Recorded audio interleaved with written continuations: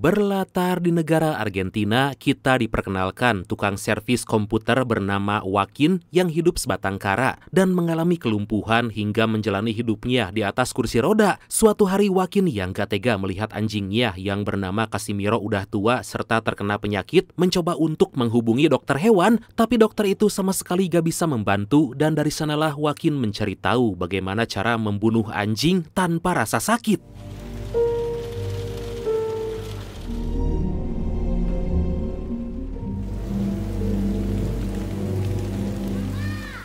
Joaquin memesan racun yang langsung dia suntikan pada makanan Casimiro, tapi belum juga dia memberikan makanan itu, Joaquin tiba-tiba kedatangan tamu seorang ibu dan anak bernama Berta dan Betty yang bertujuan untuk menyewa kamar di rumah Joaquin. Ya, ngekos lah istilahnya mah. Ternyata saat ini Joaquin yang butuh uang membuat iklan agar ada orang yang mau ngekos di rumahnya.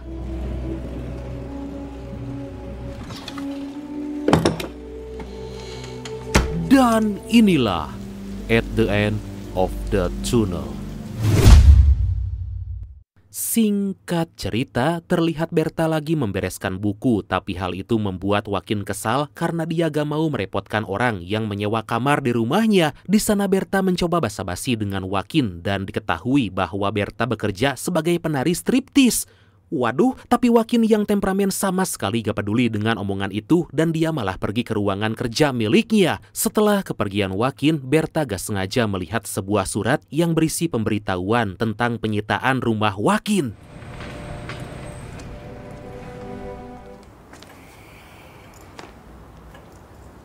Pada sore hari, Berta dibuat panik karena Betty tiba-tiba menghilang. Dan tentu aja, Joaquin juga mau gak mau harus ikut mencari Betty. Berta mencoba mencari anaknya itu di halaman belakang, tapi Berta hanya menemukan serodotan anak-anak dan mobil bekas kecelakaan. Betty!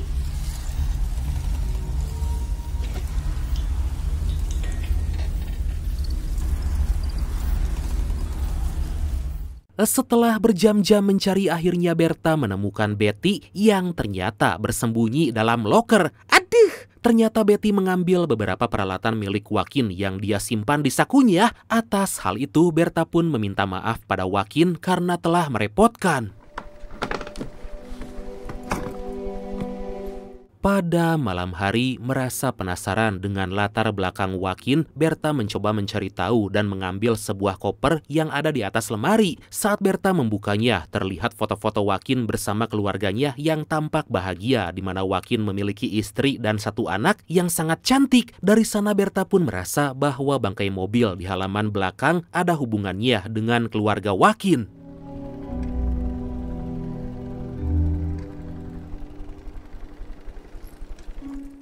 Gak lama berselang Berta menghampiri dan mengajak Joaquin pergi ke teras. Ternyata Berta membuat kejutan karena hari itu merupakan hari ulang tahun Joaquin. Pada momen itu mereka berdua saling bercerita satu sama lain dan diketahui bahwa selama 2 tahun terakhir Betty sama sekali gak mau berbicara dan sampai saat ini gak diketahui apa alasannya.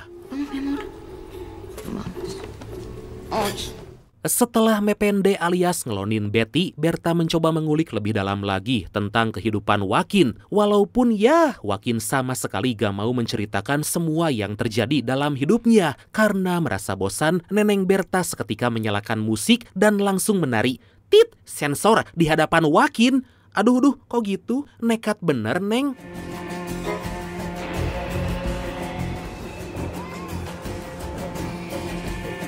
Keesokan harinya, Joaquin yang lagi menyervis sebuah komputer gak sengaja mendengar suara percakapan dari balik tembok ruangannya. Dengan menggunakan stetoskop, Joaquin mencoba menguping pembicaraan mereka. Tapi di tengah-tengah itu, Berta memanggil Joaquin dan mengajaknya untuk makan malam.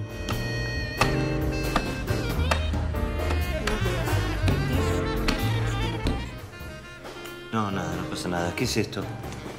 Merasa iba dengan kondisi Joaquin, ternyata Berta menyulap seisi rumah menjadi sangat rapih. Hal itu membuat Joaquin merasakan kembali hangatnya hidup bersama keluarga. Dan gak cuma itu aja, karena diurus oleh Betty, keadaan Casimiro pun kini menjadi semakin sehat. Dengan hadirnya Berta serta Betty, membuat Joaquin bisa kembali menjalani hidup yang lebih baik.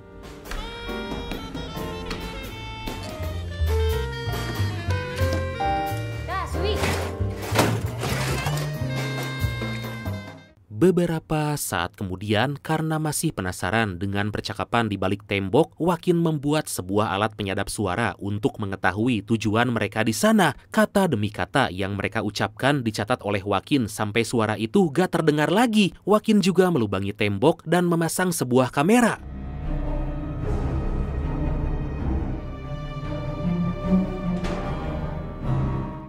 Hingga di malam hari, Joaquin mengecek hasil kameranya dan tampak sekelompok pria lagi membuat terowongan sambil membicarakan soal uang. Dengan sangat teliti, Joaquin mendengarkan percakapan mereka dan mencatat nama dari anggota kelompok tersebut. Gak lama berselang, secara gak disangka, terlihat Berta ada di sana menghampiri kelompok itu. Demoralo. Decir, no sé, que... Ternyata Berta adalah kekasih dari ketua kelompok tersebut yang bernama Galereto. Dari sana diketahui bahwa kelompok Galereto berniat membobol sebuah bank dengan menggali terowongan. Tapi karena mereka tahu bahwa jalur penggalian mereka dekat dengan rumah pria lumpuh yang gak lain adalah Joaquin, Galereto memerintahkan Berta agar mengalihkan perhatian agar Joaquin gak tahu aksi tersebut. Nada más. En serio te digo, bebé, Pase lo que pase, no volvés a este lugar. Dengan berpura-pura gak tahu, Joaquin menyapa Berta saat akan pergi berbelanja kebutuhan. Setelah kepergian Berta, Joaquin melihat Betty seperti lagi berbicara dengan Casimiro. Menyadari hal itu, Joaquin kembali membuat alat penyadap suara yang dia simpan di kalung Casimiro.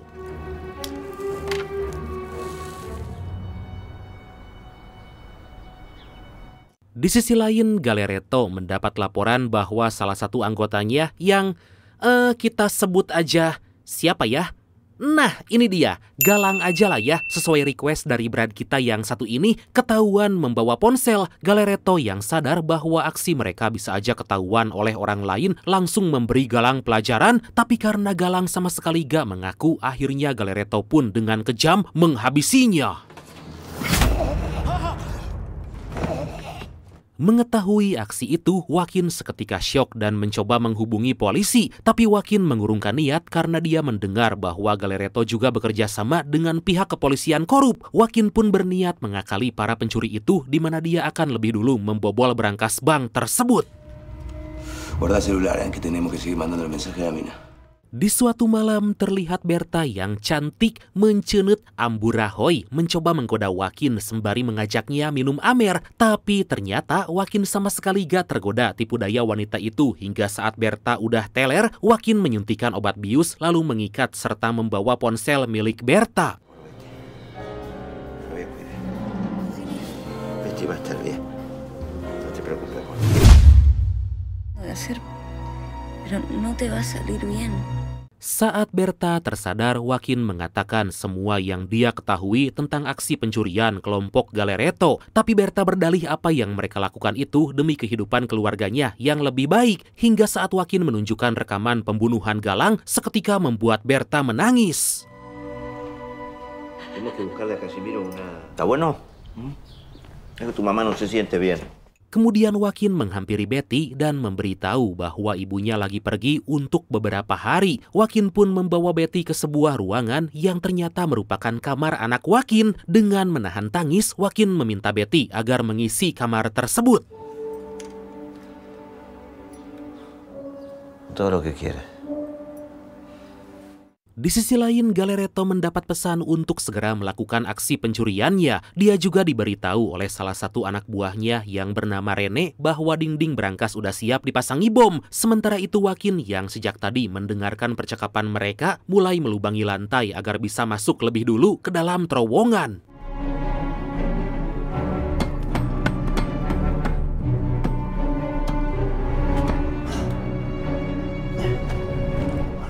Berjam-jam kemudian Joaquin pun akhirnya berhasil masuk ke terowongan para pencuri itu. Dia segera mengecek sebuah pipa air yang terdapat di sana. Tapi secara gak disangka anak buah Galereto juga masuk ke terowongan itu hingga Joaquin segera bersembunyi agar gak ketahuan.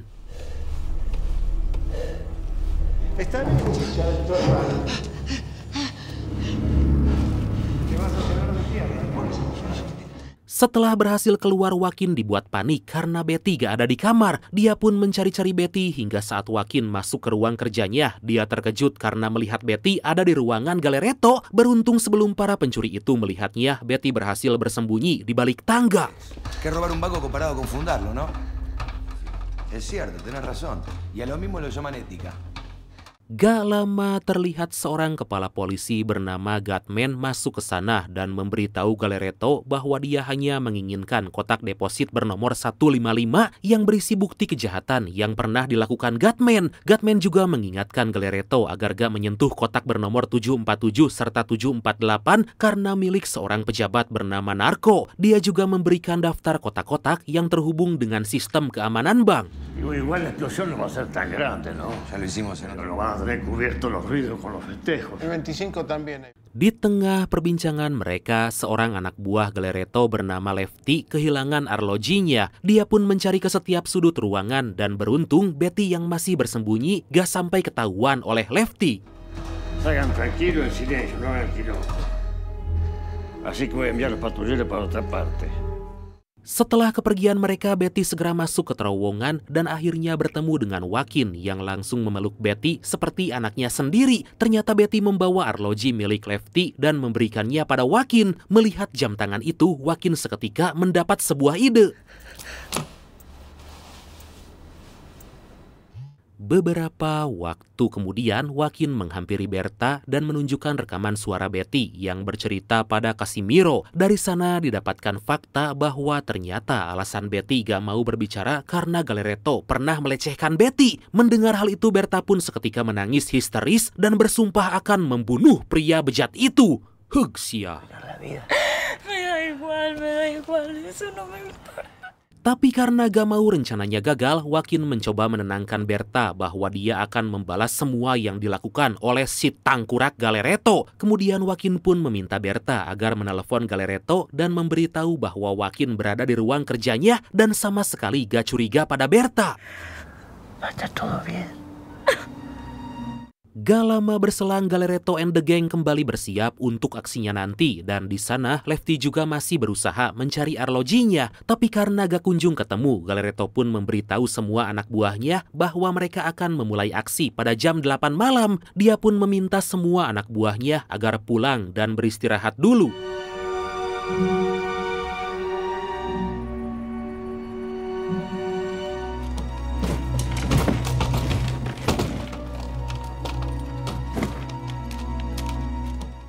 Gak mau menyia-nyiakan kesempatan, Joaquin segera masuk ke dalam terowongan untuk membobol berangkas lebih dulu. Dengan hanya mengandalkan kedua tangannya, Joaquin sangat bersusah payah merangkak ke dalam terowongan. Sampai di suatu titik, dia melihat bom yang telah dipasang dan segera menempelkan bom itu ke pipa air. Kemudian dengan alat yang dia miliki, Joaquin segera membobol dinding berangkas tersebut.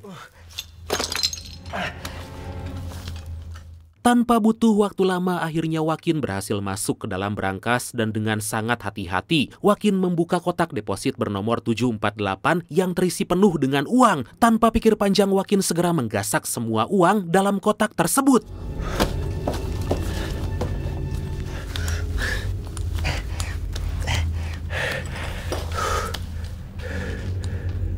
Joaquin segera keluar dari berangkas itu dan kembali masuk ke dalam terowongan. Tapi ternyata Galeretto and the Gang udah bersiap untuk memulai aksinya dengan meledakkan bom. Mendengar hal itu, Joaquin segera menyelamatkan diri kembali masuk ke dalam berangkas dan tiba-tiba...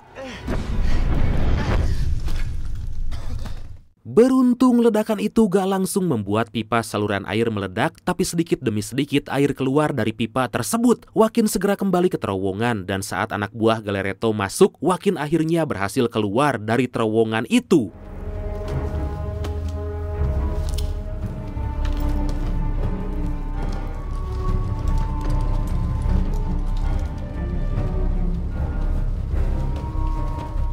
Rene dan yang lain mulai membongkar kotak deposit dan mengangkut hasil pencurian mereka, sedangkan Galeretto dan Lefty mengawasi dari luar terowongan. Gak lupa Rene juga membuka kotak deposit nomor 155 sesuai permintaan Gatman. Bukan hanya uang, tapi perhiasan dan permata berhasil mereka angkut dari sana.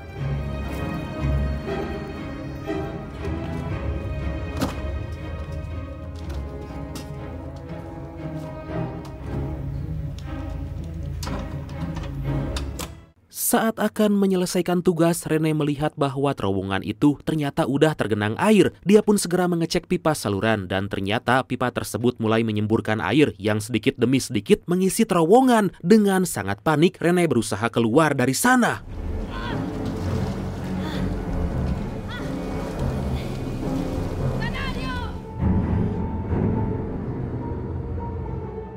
Mendengar teriakan Rene, Joaquin yang gak tega mencoba menyelamatkannya, tapi ternyata Rene malah berteriak dan akan menangkap Joaquin. Seketika Joaquin pun melepaskan genggaman dan membiarkan Rene tenggelam hingga tewas dalam terowongan.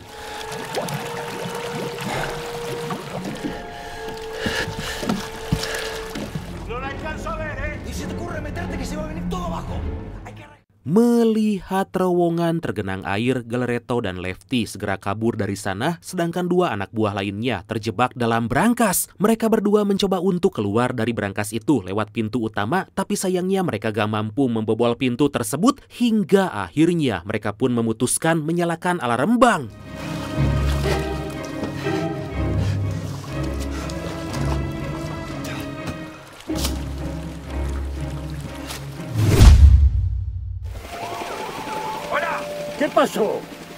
Beberapa waktu kemudian, pihak kepolisian mulai berdatangan dan menangkap kedua anak buah Galeretto. Gatman menghubungi Galeretto untuk menanyakan pesanannya, tapi ternyata pesanan Gatman dipegang oleh Rene dan Galeretto sama sekali gak berhasil mencuri uang sepeser pun. ¡Hola! ¡Hola!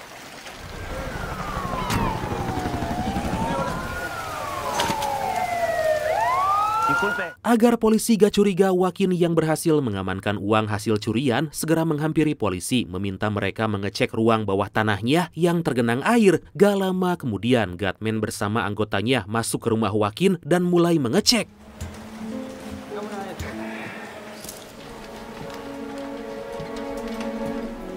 Joaquin meminta polisi agar dia mendapat ganti rugi karena ruang kerjanya terendam air. Setelah selesai mengecek, Gatman meminta Joaquin agar menghubunginya jika terjadi sesuatu.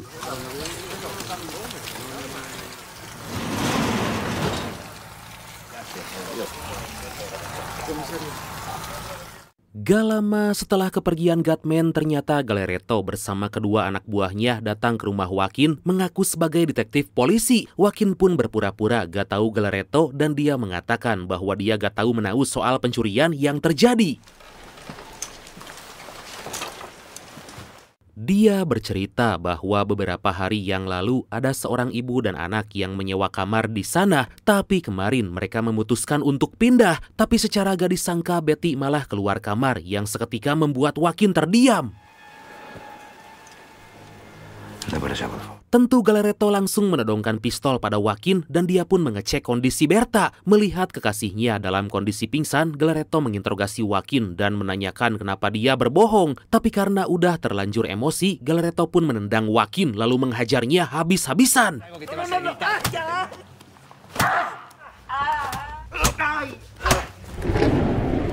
Di tengah-tengah itu Gatman datang ke sana membuat Galeretto curiga bahwa Gatman dan Joaquin telah bekerja sama untuk menangkapnya. Tanpa banyak bicara, Galeretto langsung menggablok Gatman dan mengikatnya. Dia pun langsung menodongkan pistol pada Joaquin dan berniat menghabisi pria lumpuh itu. Tapi Joaquin yang pintar seketika memanggil Lefty yang membuat Galeretto terkejut karena Joaquin bisa mengenali anak buahnya. Joaquin langsung mengarang cerita bahwa Lefty pernah datang ke sana dan menceritakan semua aksi pencurian. Dia juga berkata Lefty gak percaya pada Galeretto hingga dia mengikat Berta lalu menyuntikkan obat bius. Kemudian Lefty membuat lubang di ruangan Joaquin untuk mengambil semua hasil pencurian. Seketika cekcok di antara mereka pun terjadi, tapi Galeretto mulai curiga pada Lefty. Ditambah lagi Joaquin meminta Galeretto agar membuka sebuah lemari yang ternyata terdapat arloji milik Lefty yang selama ini dicari-cari. Sontak mereka pun saling menatap satu sama lain dan tiba-tiba Wah, jenius ya si Joaquin. Atas kejadian itu, Galeretto pun kehilangan semua anak buahnya dan dia pun mencoba menembak Joaquin. Tapi beruntung peluru di pistolnya habis. Berta yang ternyata sejak tadi udah sadar keluar dari kamar dan mengambil pistol. Dan tanpa pikir panjang, Berta yang punya dendam pada Galeretto akhirnya menembak pria bejat itu. Mamam tah.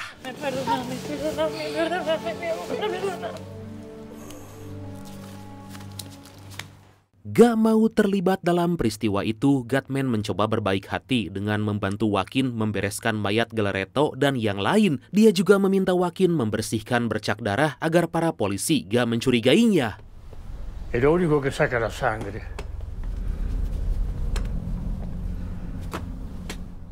Tapi ternyata Gatman si polisi korup itu malah meminta bagian dari apa yang telah dicuri oleh Joaquin. Bahkan dia juga mengancam akan merusak hidup Joaquin jika gak mau memberikannya uang. Sontak Joaquin pun mengambil laptop dan menunjukkan rekaman berisi percakapan Gatman yang menerangkan tentang kotak deposit pada Galeretto. Es cierto que después te la...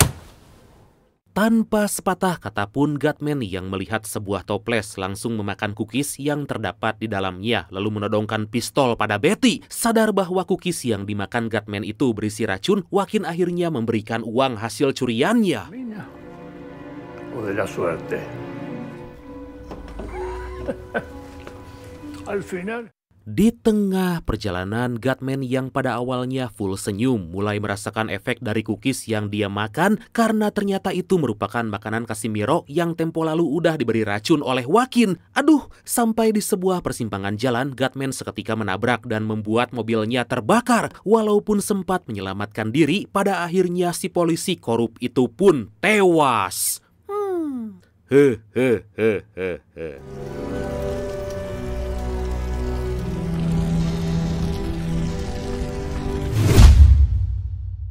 Singkat cerita, dengan sisa uang hasil pencurian yang dia miliki, Joaquin memutuskan pergi dari rumah itu. Tentu dia pun mengajak Berta serta Betty untuk memulai hidup baru yang lebih baik. Dan akhirnya film ini pun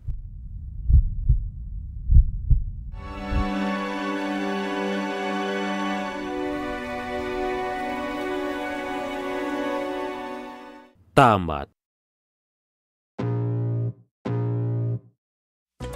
Duh, suka banget deh dan memuaskan sekali kalau happy ending kayak gini. Oke lah, karena saya mau ngabuburit, maka langsung aja ya. Oke, bradku. Makasih banyak ya udah nonton sampai akhir. Seperti biasa, mohon maaf karena masih banyak kekurangan. Semoga kalian dan keluarga sehat selalu. Salam sukses, salam santuy, dan see you next time. Bye-bye.